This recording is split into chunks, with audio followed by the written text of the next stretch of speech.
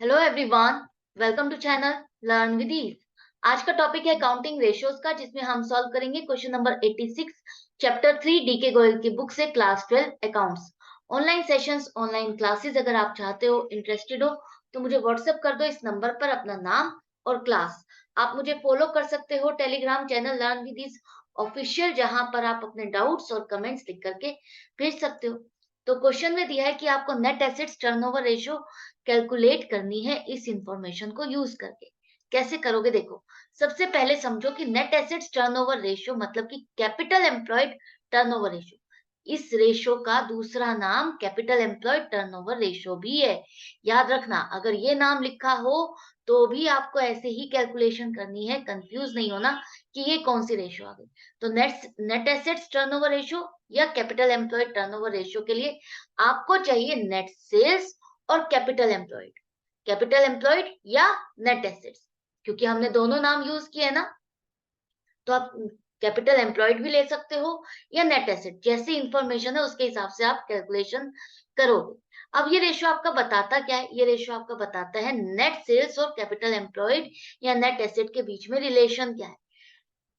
ये बताएगा कि आपने जितना पैसा बिजनेस में लगाया हुआ है, चाहे आपने खुद का पैसा या बाहर से बोरो करके, जो भी पैसा आपने पूरे बिजनेस में लगाया हुआ है, क्या उसको इफेक्टिवली एफिशिएंटली यूज किया जा रहा है आगे सेल जनरेट करने के लिए, आगे इनकम करने के लिए, आगे रेवेन्यू जनरेट करने के लिए। तो ये जितनी रेशियो हाई होगी उतना अच्छा है। ये यही बताएगी कि आपने अपना पैसा सही ढंग से यूज किया है रेवेन्यू और सेल को बढ़ाने के लिए। तो अब देखते हैं नेट सेल्स। नेट सेल्स का मतलब तो आपको पता है, सेल्स माइनस सेल्स रिटर्न। मतलब कि जो सेल्स आपकी करी थी लेकिन वो वापस आ गई, रिटर्न हो गई, उन्हें पसंद नहीं आया, सामान वापस कर दिया, तो वो सेल्स रिटर्न हो गई, तो वो माइनस करोगे आप सेल्स में से। इसी तरह से कैपिटल एम्प्लॉयड का, जैसे कि मैंने आपको बताया कि जो पैसा आपने खुद ने लगाया है, मतलब कि ओनर का फंड, शेयर होल्डर्स का फंड। शेयर होल्डर्स का फंड मतलब share capital plus reserves and surplus, उन दोनों का टोटल आप शेयर होल्डर्स फंड में लेते हो, वही आपको यहाँ पर लेना है। प्लस लॉन्ग टर्म डेट्स, मतलब कि जो पैसा बाहर से आपने बोरो करके इस बिजनेस में लगाया है, वो पैसा भी आप ऐड करोगे। प्लस लॉन्ग टर्म प्रोविजंस अगर आपने किए हुए हैं, वो भी ऐड होंगे। और माइनस करोगे non trade investments. Non trade investments का मतलब है इन पैसे में से, इस पैसे में से अगर आपने कोई ऐसी इन्वेस्टमेंट की हुई है जो आपके बिजनेस से रिलेटेड नहीं है, जस्ट ऐसे ही किसी और के शेयर खरीद लिए या कोई और प्रॉपर्टी ऐसी खरीदी just to earn the extra income. जैसे कि कोई प्रॉपर्टी खरीद ली, बिल्डिंग खरीद ली और उसको रेंट पर दे दिया, तो वो क्या है? नॉन ट्रेड बिजनेस हो गया, नॉन ट्रेड इन्वेस्टमेंट होगी, वो आपने एक्स्ट्रा अर्निंग के लिए। आपके जो रेगुलर बिजनेस से, रूटीन का जिस बिजनेस के लिए हम ये कैलकुलेशन कर रहे हैं, उस बिजनेस के लिए ये इन्वेस्टमेंट नहीं है, तो वो इन्वेस्टमेंट आपकी नॉन ट्रेड इन्वेस्टमेंट हो जाएगी, उसको माइनस करना है। या आपने किसी और कंपनी के शेयर्स खरीदे सिर्फ to earn the income, to to do the investment, कि आपके पास कोई डिविडेंड की इनकम आए, कोई इंटरेस्ट की इनकम आए, तो सिर्फ उसके लिए आपने इसको किया है। ट्रेड इन्वेस्टमेंट कौन सी होती है? जैसे आपने कोई अपनी सब्सिडरी कंपनी है या कोई ऐसी कंपनी है जिससे आपने कोई मशीनरी खरीदी है या उसने आपकी मशीनरी खरीदी है, तो आपके जो शेयर्स है आपस में इंटरचेंज हुए हैं, आपने उसके शेयर्स खरीदे, उसने आपके शेयर्स खरीदे, तो वो ट्रेड इन्वेस्टमेंट में आ जाता है। Minus fictitious asset. Fictitious asset मतलब जैसे कि आपका एडवर्टाइजमेंट सस्पेंस अकाउंट, वो आपका क्या है? फिक्टिशियस एसेट है। क्यों? क्योंकि एक खर्चा आपने किया, एडवर्टाइजमेंट का खर्चा आपने किया, जिसका फायदा आपको आगे के कई सालों में मिलने वाला है। तो वो खर्चा आप आगे के कई सालों में डिस्ट्रीब्यूट कर रहे हो। मान लो आपने कोई 1 लाख का खर्चा कर दिया एडवर्टाइजमेंट पे, और वो 5 साल तक आप मानते हो कि आपको उसका फायदा होने वाला है, तो उसे आप 5 सालों में उस खर्चे को डिवाइड करते हो, तो 20,000 एक साल में डाला और बैलेंस शीट में बाकी का बैलेंस 80,000 दिखा दिया। तो वो एक तरह से एसेट नहीं है, वो आपका खर्चा हो चुका। ठीक है? तो वो हम क्या कहते हैं? उसे फिक्टिशियस एसेट, जिसे आपको माइनस करना है। अगर ये आपका लायबिलिटी साइड की इंफॉर्मेशन है आपके पास, तब आप इस तरह से कैलकुलेट करोगे। अदरवाइज नेट एसेट्स कैसे कैलकुलेट करोगे?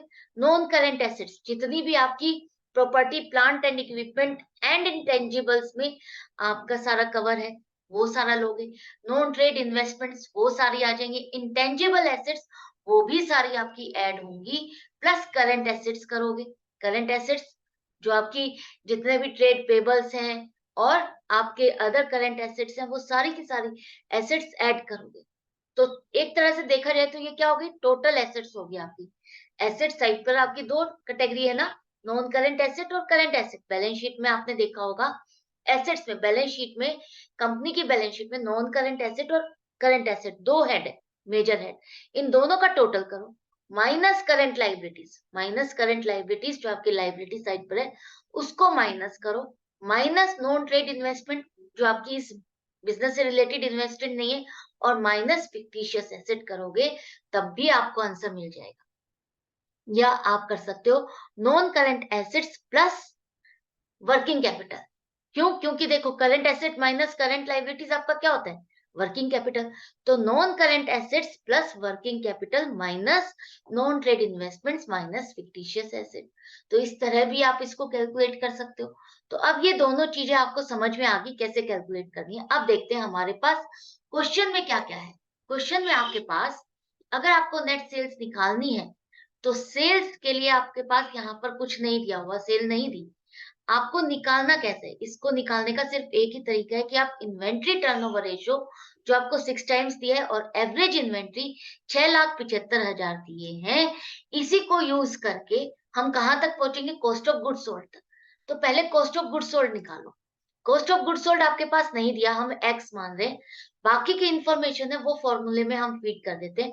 6 इन्वेंट्री टर्नओवर रेशियो है, 6,75,000 एवरेज इन्वेंट्री है, एक्स आपका कॉस्ट ऑफ गुड्स सोल्ड हो गया। क्रॉस मल्टीप्लिकेशन से आपने इसको सॉल्व किया तो आपके पास आ गया 40,50,000, क्या आया, कॉस्ट ऑफ गुड्स सोल्ड। ये कॉस्ट ऑफ गुड्स सोल्ड का मतलब है जो सामान आपने बेचा, जिस सामान को आपने बेच करके सेल की है, उस सामान को बनाने में आपको कॉस्ट क्या आई है, वही आपका कॉस्ट ऑफ गुड्स सोल्ड है। अब ये कह रहा है कि आपने जितनी भी सामान को बेचा, उस पर आपको प्रॉफिट हो रहा है 25%। अब ये 25% किसका है, सेल का है, कॉस्ट का है, कुछ नहीं लिखा। जब कोई भी इंफॉर्मेशन ना हो तो आपको क्या लेना है, ग्रॉस प्रॉफिट ऑन सेल्स।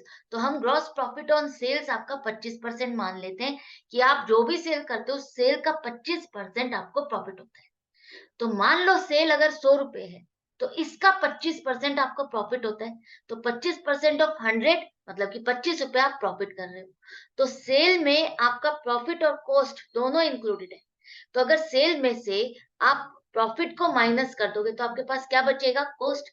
तो 100 माइनस 25, 75 रुपए आपको कॉस्ट आ गई कि एक पीस बनाने में आपको कॉस्ट आ रही है 75 रुपए।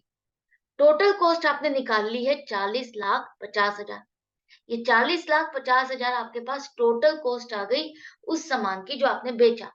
तो अगर एक पीस की आपको कॉस्ट पड़ रही है 75 रुपए, तो हम 40,50,000 को 75 से डिवाइड कर देंगे तो आपके पास नंबर ऑफ पीसेस आ गए। 54,000 पीस आपने बेचे और मल्टीप्लाइड बाय 100 कर दो। ये मल्टीप्लाइड बाय 100 भी होगा, यहाँ पर मल्टीप्लाइड बाय 100 करोगे तो आपके पास आ जाएंगे 54 लाख सेल्स। आई होप आपको समझ में आ गया सेल कैसे निकलेगी। 54,000 पीसीस आ गए, आपने 75 रुपए के हिसाब से आपने सामान बनाया और ये टोटल कॉस्ट है। तो 75 रुपए से इसको डिवाइड करोगे तो 54,000 पीस आ गए। 54,000 को 100 से मल्टीप्लाई करो, मल्टीप्लाइड बाय 100 करो। यहाँ पर मल्टीप्लाइड बाय 100, ये मेरा रह गया लिखना, मल्टीप्लाइड बाय 100 करो तो आपका 54 लाख रुपए आ जाएगा। 54 लाख रुपए आपकी सेल आ गई, नेट सेल्स होगी आपकी। क्यों? क्योंकि सेल्स रिटर्न आपके पास कुछ नहीं है, तो यही आपकी नेट सेल्स हो गई 54 लाख।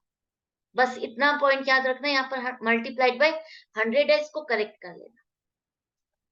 अब आ रही आती है आपकी कैपिटल एम्प्लॉयड को कैलकुलेट करने की। कैपिटल एम्प्लॉयड कैसे कैलकुलेट करोगे? तो अब आप देखो आपके पास इंफॉर्मेशन एसेट्स की है, share holders fund, long term debts as such नहीं है। तो हम जो करंट एसेट्स और ये नॉन करंट एसेट्स हैं, इन्हीं को देख करके, इन्हीं इंफॉर्मेशन को गैदर करके अपनी कैलकुलेशन करेंगे। नॉन करंट एसेट्स में आपका क्या क्या कवर होगा, देखो, property plant and equipment 5 lakh, goodwill intangible asset भी आपकी कवर होगी 3 लाख, ट्रेड इन्वेस्टमेंट्स जो आपकी बिजनेस से रिलेटेड इन्वेस्टमेंट है वो आपको ऐड करनी है 1 लाख, नॉन ट्रेड इन्वेस्टमेंट्स नहीं करनी है आपको ऐड, इसको छोड़ दो।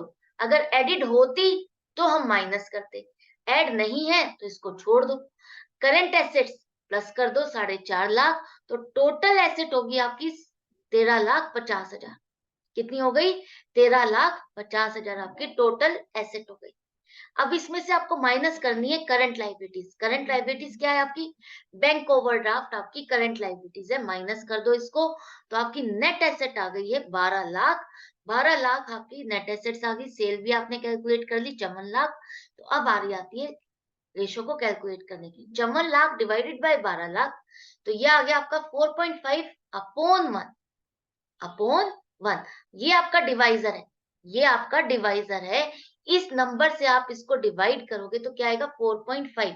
तो 4.5 टाइम्स आपकी सेल्स है आपके कैपिटल एम्प्लॉयड। मतलब कि जितना पैसा आपने बिजनेस में लगाया हुआ है उसका 4.5 गुना आप अपनी इनकम अर्न करते हो, पैसा कमा रहे हो। तो आई होप आपको ये क्वेश्चन अच्छे से समझ में आ गया, क्लियर हो गया कि आपको कैसे कैलकुलेशन करनी है, क्या चीज इंक्लूड करनी है, क्या चीज नहीं करनी। फिर भी कोई चीज रह जाती है, डाउट या कंफ्यूजन रह जाता है, कोई चीज नहीं समझ में आती, तो आप कमेंट सेक्शन में लिख करके पूछ सकते हो। मैं मिलूंगी आपसे नेक्स्ट वीडियो में नेक्स्ट क्वेश्चन के साथ। Good bye and take care.